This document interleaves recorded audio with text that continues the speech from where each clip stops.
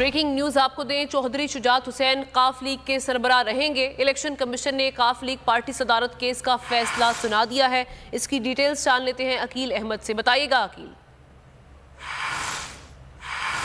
League काफ की party सदारत से मुतल्लिक फैसला था वो आज सुना दिया गया है और इलेक्शन कमीशन की जानिब से चौधरी शुजात हुसैन को पार्टी का जो है वो सरबराह दोबारा डिक्लेयर कर दिया गया है।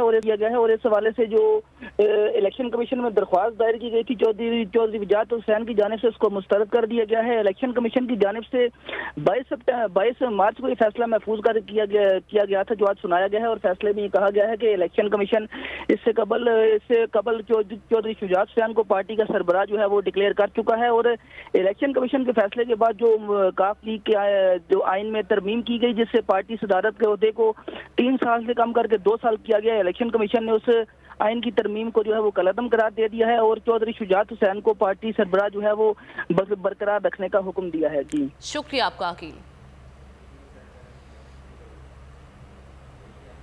अदालत ने महकमा खुराक पंजाब को फ्लावर मिल